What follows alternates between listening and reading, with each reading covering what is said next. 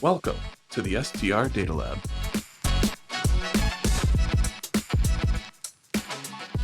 Hello and welcome to another edition of the STR Data Lab. I'm Jamie Lane, Chief Economist at AirDNA, and I'm joined today with Matt Durrette, the CEO of Cozi Vacation Rentals. Matt, thanks for joining the podcast. Hey, thank you, Jamie. Thank you so much for having me. Excited to be here. Yeah, so we were hanging out at Verma. I think this is now our third Verma actually chatting. The first one back in, I think it was San Antonio. That was my first Verma, and sort of chatting at the bar.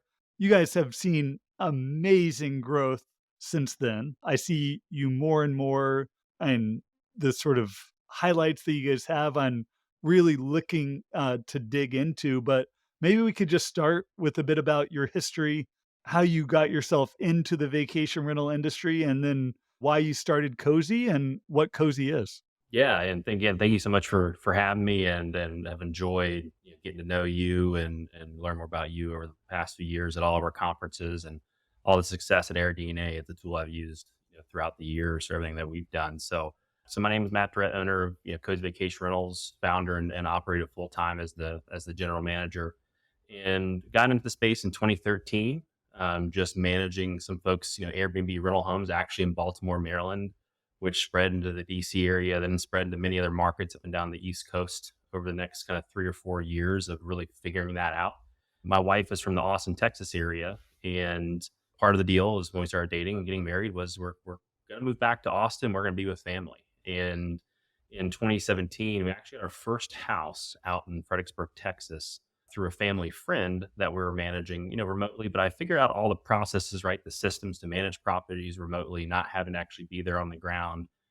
And from 2017 to 2018, we grew about 10 properties in Fredericksburg. And then we finally moved to Fredericksburg in 2019. We're finally able to Austin in 2019. And then to be with family, we actually moved out here to Fredericksburg last year. But once we moved out here in 2019, we knew that this was a market we wanted to continue to grow. And COVID really, it was kind of the right place, right time. And COVID helped with that growth in terms of people getting out of cities, buying more vacation rentals. But it forced us to focus on the growth here in Texas versus we had about 100 other rentals up and down the East Coast. Well, from Baltimore to DC to Orlando, there's a lot of restrictions. There's a lot of shutdowns. We were more of an urban focused company. Out here in the Fredericksburg Hill Country, it forced us to really be a true hospitality brand and to kind of think differently about our business. And so we went all in. We shut down all of our businesses in all other markets and all other homes, canceled those contracts, and went all in on Fredericksburg and the Texas Hill Country. And we went from about 10 homes in 2020. We have close to 350 homes now in the end of 2023 here. And we're solely a Texas-based local brand here in Fredericksburg, Texas. So it's been an awesome journey from kind of that urban space to truly being it is all about hospitality and experience. And I think a lot of companies are moving that direction regardless of urban and being in a drive-to tourism market. But it's just a different mindset that we have to have that we have ingrained into us and down into our culture.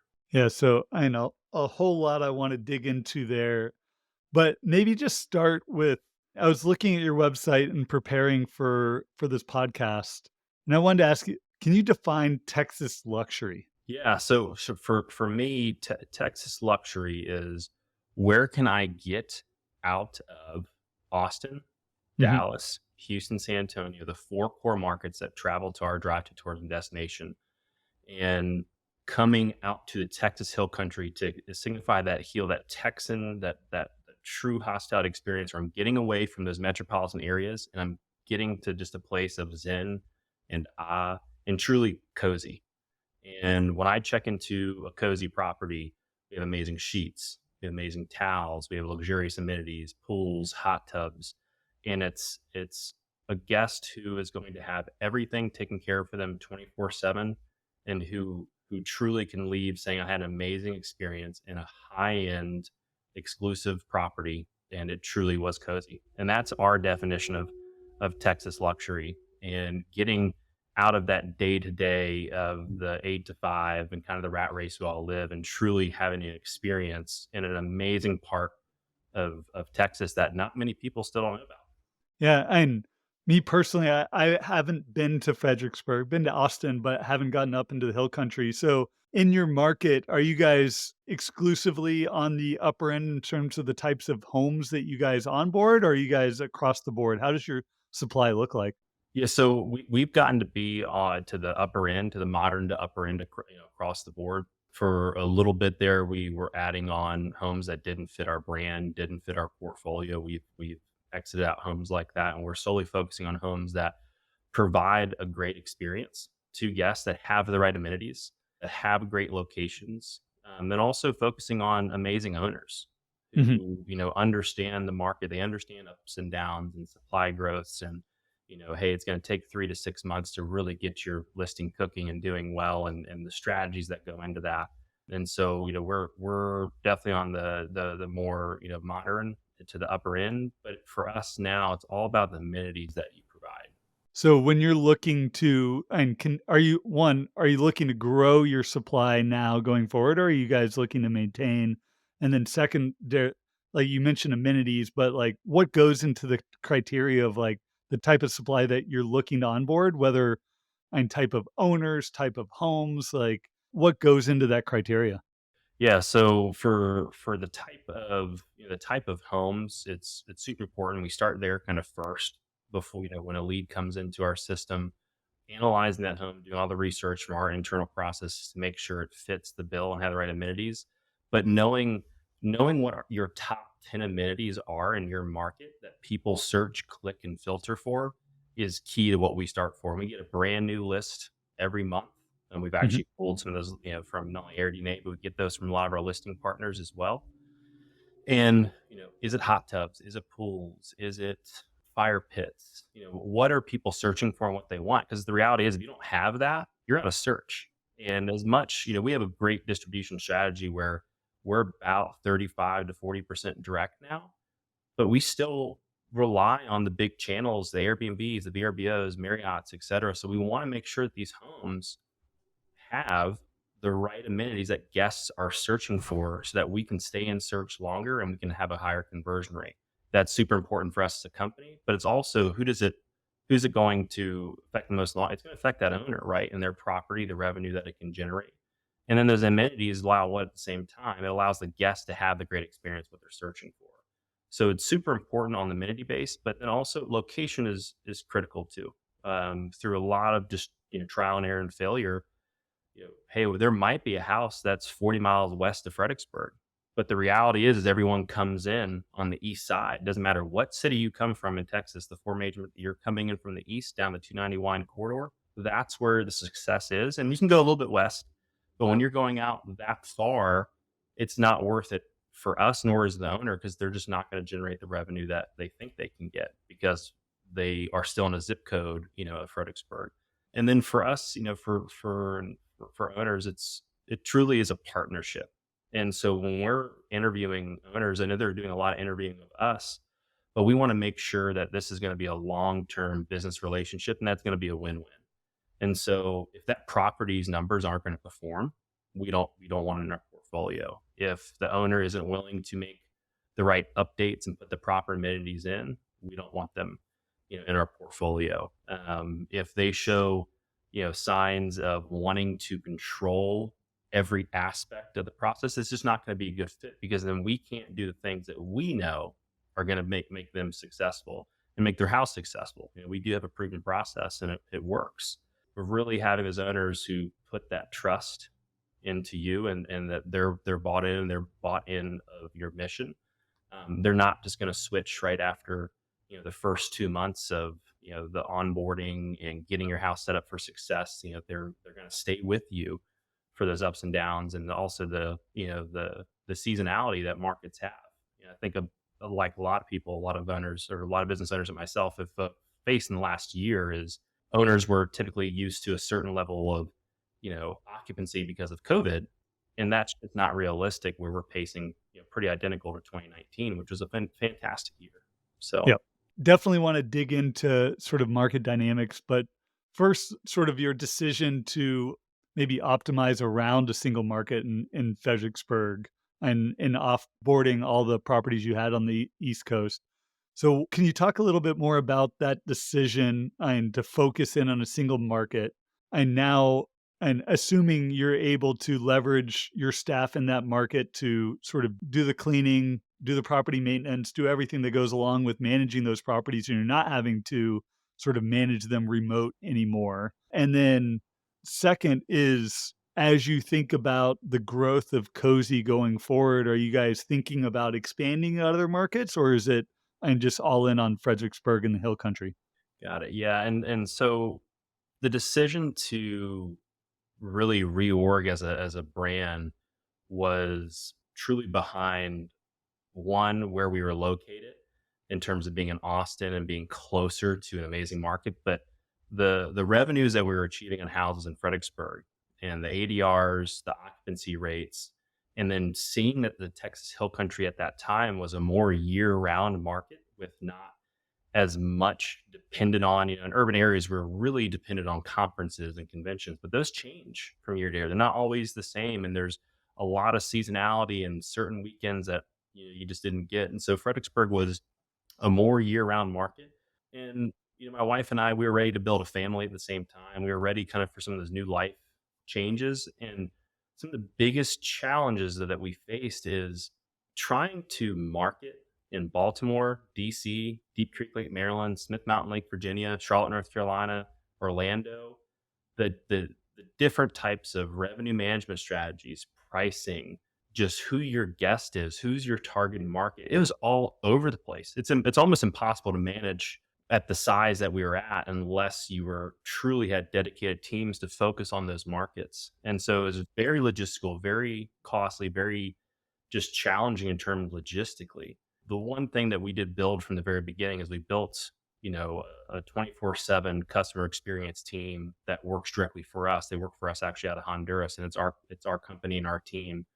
And so they're able to be there 24/7 while we can be on the ground focusing on the quality of the homes and the guests when they check in. They're there to handle all that back end, work on their side's help. But when we came into Fredericksburg, what I learned over the first year was all of our customers, pretty much it's 87% now. At the time, it was 97% of our bookings came from Austin, Dallas, Houston, San Antonio.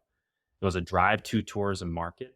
There was no risk of, it was none of the flight market, air, et cetera. Like when we were in Baltimore, we had customers from 103 countries in 1 year. And Uh-huh. how do you directly market back to a group like that? You don't. And you can, right? But is it really worth the return of an investment when they're probably not going to come back to Baltimore again, except for that convention? So it was an Airbnb focused market anyways. So we've been able to go from kind of that Airbnb dependent model to a hospitality company and brand and really target ourselves to the Texas demographic of who's going to be coming and staying in our properties. And we target anyone that can hop in a car and be here within 4 hours or less. And that's our customer. And our average customer is actually a 43-year-old female. That's our average person booking the home. And so from marketing to concentrating to bookings and to building out a look, it's allowed us to be super successful. And on top of all of that, we're able to really own a market and build out amazing teams and processes centered around this hill country and the same customers coming all over the hill country are coming from those same markets. So in the hill country, we might be here in Fredericksburg, but there's some great lakes that we have properties in. There's New Braunfels, for instance, that's a great river tubing and has the best water park in Texas and great concert venues. So there's a little bit of seasonality there, but it's the same customers. And what we've been able to see is over the trend of the last, especially 2 years, is the same customer staying in our houses in New Braunfels, but also coming to stay in Fredericksburg or going to stay, on Lake Travis near Austin, things like that. So it's been pretty phenomenal to see, but overall it's a lot easier. And I have found that people trust a local brand and they trust a local operator who is here, who's present. And we actually lost a lot of homes in the very beginning by trying to close contracts because we were not local and we did not have a local footprint. So what it sounds like is yes, Texas, yes, Fredericksburg, but also yes, like markets around, sort of pulling from the same market so you can continue to build off of the customer base that you've sort of built trust with. And looking at other areas that they are maybe traveling to and making sure that you have a presence in them with that sort of 4-hour drive to time away from the major metros as you sort of continue to expand. Correct. Correct. And then to your second part of the question, in terms of, us wanting to expand, for me, it is all about quality Mhm. forward. And it is our biggest focus as a company, because delivering a great experience means having a great home, having a great experience as the guest, and both as the owner, the two customers that we service. And we are going, we institute a model this year for the first time that we cut the bottom 10% of our portfolio every year, and we're going to do that every year to ensure that we have the most exclusive homes, best owners, best properties that we can deliver, to our guests. And Cozy was founded, my wife and I founded the company, and what we noticed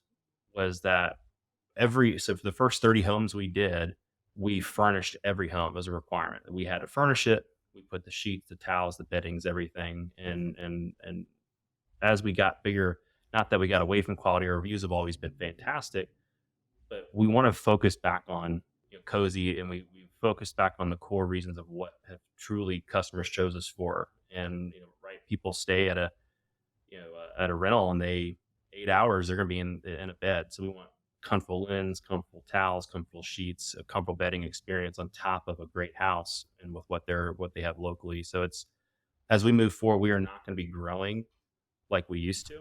It is only going to be adding the right homeowners, the right homes, and instituting all of our new levels of quality and cleanliness. And over the last year and a half, we've gone from a cleanliness score of a 4.81 up to a 4.92 overall as a company. And it just goes to show how hard our team has been working and what we've been instituting to put that change in effect and really ironing out those core processes and quality.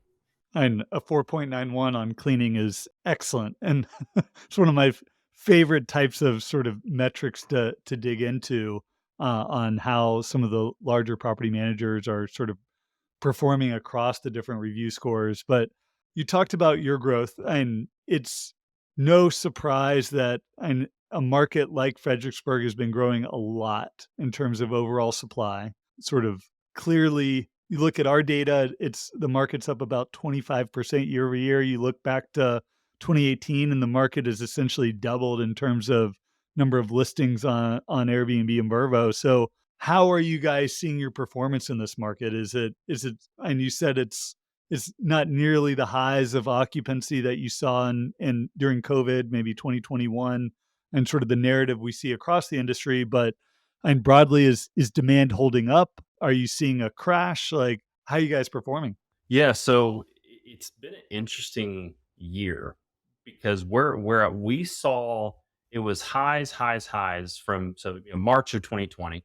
Mhm. It was dead for about 3 months, Yep. and we had a lot of last minute reservations. We were just trying to figure out how to operate in the whole new world we were all within. Then in about June, July of 2020, it just went like this. And it turned into just week after week, booking after booking, obviously holiday after holiday. It just felt like it was nonstop. Mhm. And, Fredericksburg traditionally, as an example, it's a Thursday through Sunday town. Yep. There's a lot of things closed on Sunday, Monday, Tuesday, Wednesdays. It's just not, we'll typically do 100% occupancy every single Thursday through Sunday. But during COVID, it was dropped down to like 50, 60% occupancy, which isn't normal. We're Yep. usually about 25 to 35% booked during the week, which is completely normal for the market.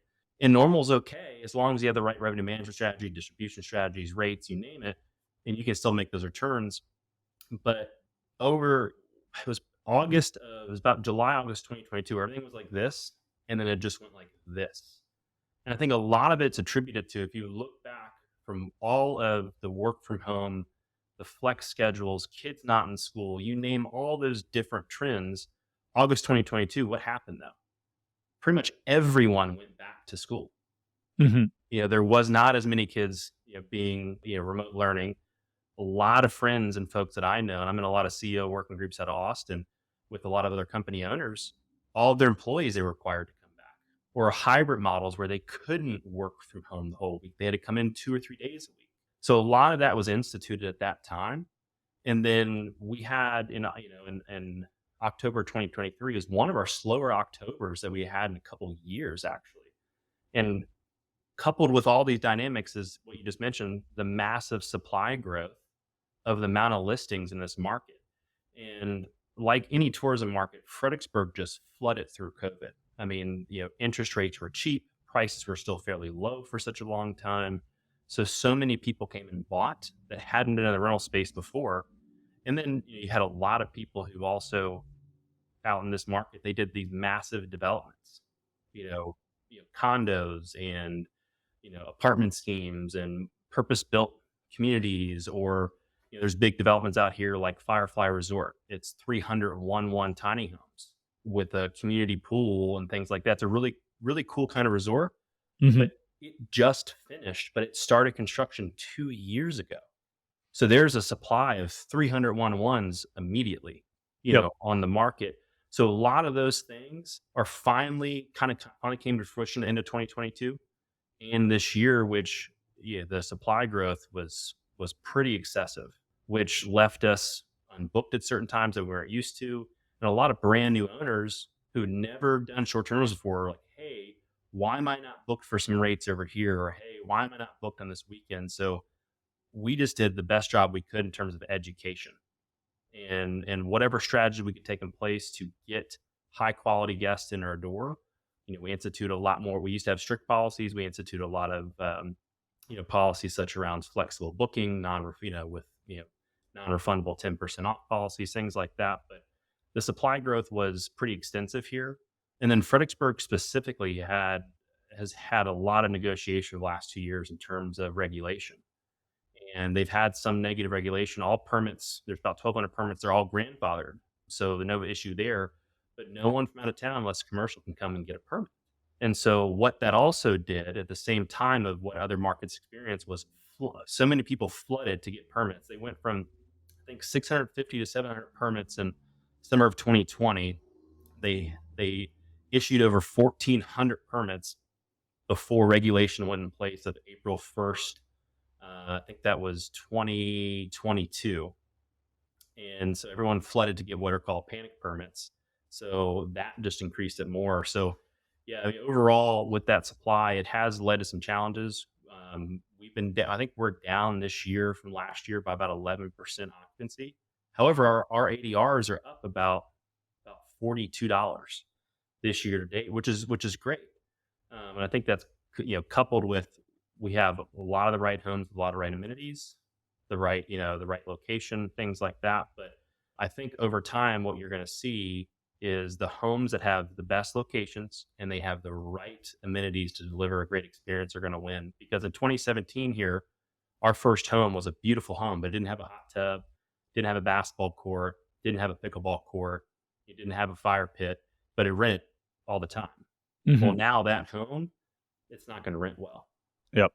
And so what we've done over the last 6 years, that one owner, there's a pickleball court, hot tub, and there's a pool. And it's one of the top performing properties in town, and its location is 2 blocks from Main Street. So it's gotten very competitive, but you can still do very well if you put the guests' needs first into what they want when they come out here.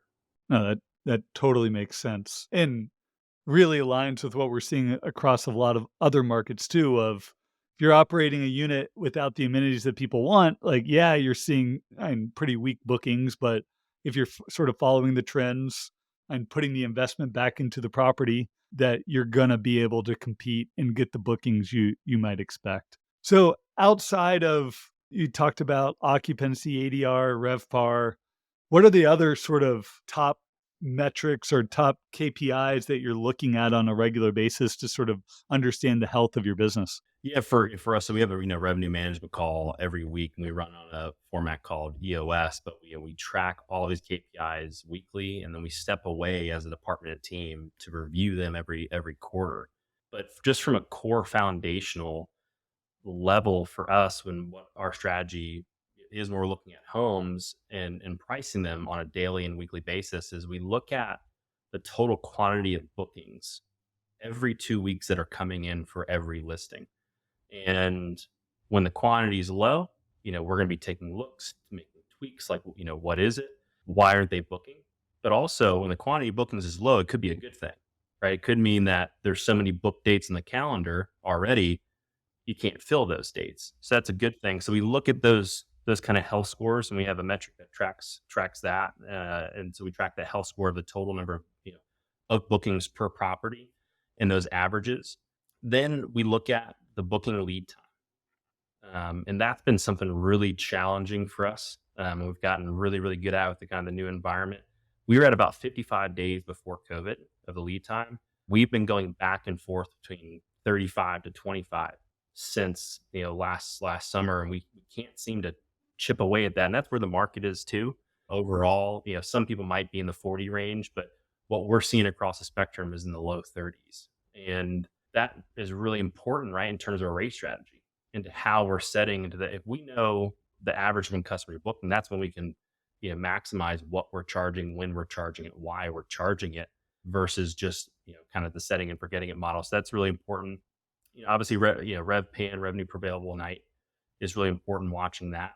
But, as a company, we've gotten it nailed down to where we know, based upon quantity of bookings is super important for us just overall. Watching the total number of reservations and the total number of properties we have, and always trying to continue to increase that. And obviously occupancy, as well. But for me, just at the core foundation, if a listing isn't doing well, it's the quantity of bookings over every 2 week span that we measure, and then I get a report every single morning, right, to a Slack message of homes that are not performing, and it's our jobs team to go in and say why, what is causing this, and what can we do in a new strategy to increase that. And out of that, does that come sort of communication with the owners too? And generally, are your owners pretty involved in that process of if they're not getting bookings, or are they calling you before you get that metric, or are you guys reporting it back to them and sort of and with the strategy on how you're going to get more bookings for their properties, or generally do people just trust you? So our goal is to get them to just trust us, and we find that most owners who've been with us more than 4 months will absolutely trust us. And the metric specifically is called a low performing property.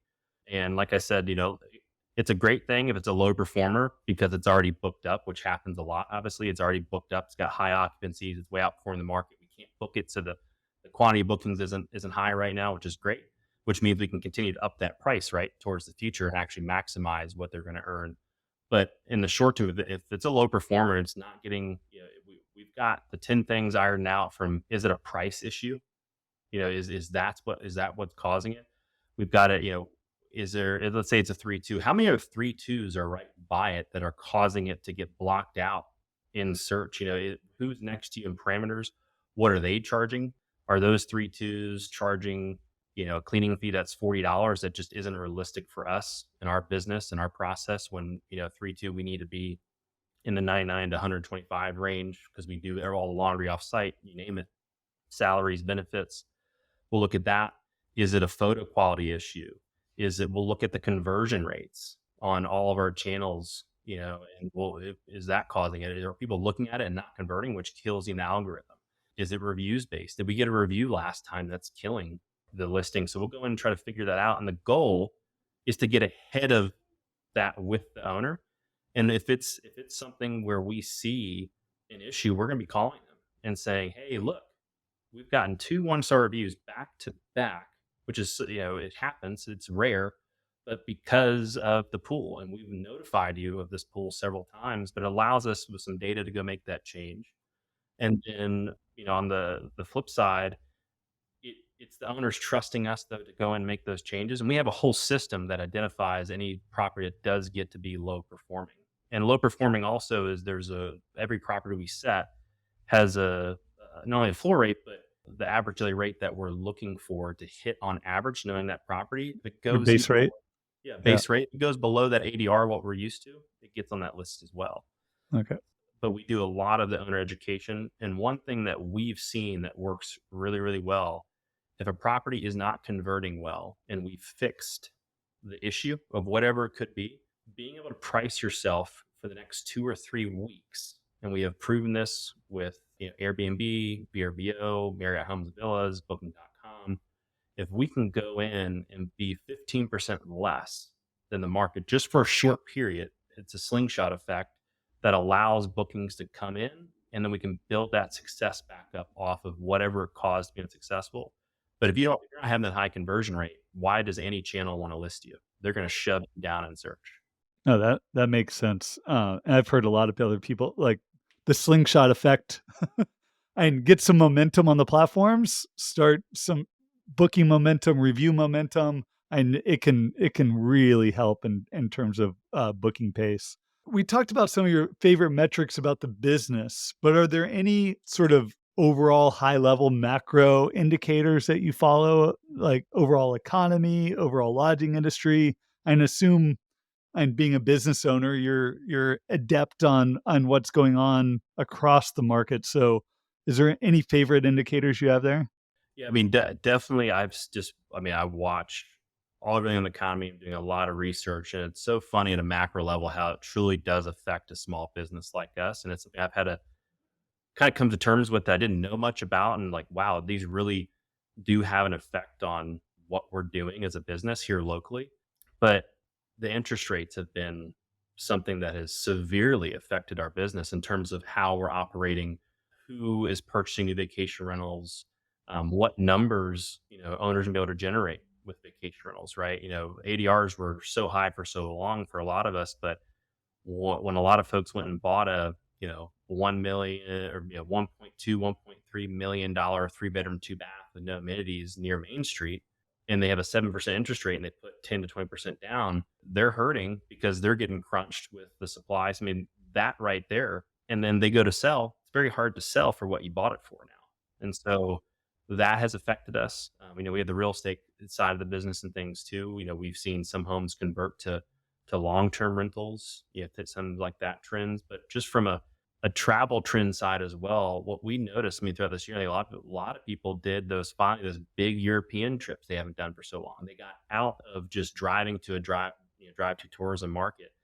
From a lot of research I've done, a lot of people took. Airfares have been leading the way this entire year.